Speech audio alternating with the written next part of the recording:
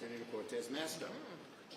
Thank you. Thank you, Leader Schumer, for bringing us together here and for leading us through the negotiations to avoid default and save thousands of clean energy jobs in Nevada and millions across the country.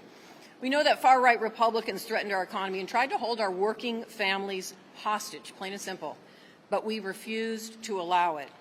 The far-right's plan was to gut the Inflation Reduction Act and kill our clean energy economy and the millions of good-paying jobs that go with it.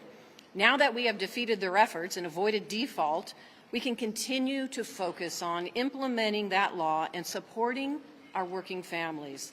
Nevada is at the forefront of the clean energy economy, leading in solar, geothermal, and battery manufacturing. There are thousands of Nevadans in Las Vegas who install panels in our solar fields. I've seen them firsthand. I've visited and spent time with our IBEW at Gemini Solar Project, one of the new solar arrays in southern Nevada. These are good-paying jobs. These are union jobs. If we are going to keep building out the infrastructure for electric vehicles, we are also going to need lithium. And Nevada has enough lithium to power the world, the whole world, for the next 85 years. We are at the nexus of this clean energy economy, and we have the ecosystem to make it happen, not just in Nevada, but in this country, which will create great-paying jobs for so many Americans across the country. That's why it was important for me and my colleagues to work to make sure this bipartisan infrastructure law and the Inflation Reduction Act invested not only in our critical mineral supply chain, but it also gave Nevada companies the opportunity to engage and start manufacturing and recycling the batteries that we need to power this clean energy future. Companies like Redwood Materials, American Battery Technology Company, and Lilac Solutions that are in Nevada and are creating almost 2,000 jobs for my state.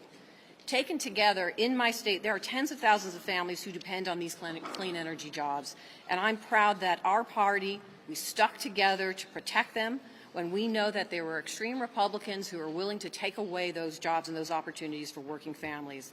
The legislation that we just passed kept our economy afloat and reinforced that we stand for American jobs, our clean energy future, and our working families. And finally, let me just say, what you are seeing happen on the East Coast with the weather conditions because of the fire, we see it quite often, unfortunately, in the West. This has become our norm. And it was important for all of us to fight in that bipartisan infrastructure package for that $8 billion. It is now being implemented in this country to address the wildfires that we see in the United States. We need to do more to address the prevention piece of it, the suppression, utilize the technology that's out there like wild alert cameras that we use in the West, as well as the remediation now when their fire has occurred in so many of our states. This is what's happening, and it's because the Democrats came together to really support long-term, not just overnight, but long-term funding to address these issues in the infrastructure package. I am proud the Democrats, in working with them, we were able to deliver for our working families in this country. So thank you. Thank you, Senator Cortez.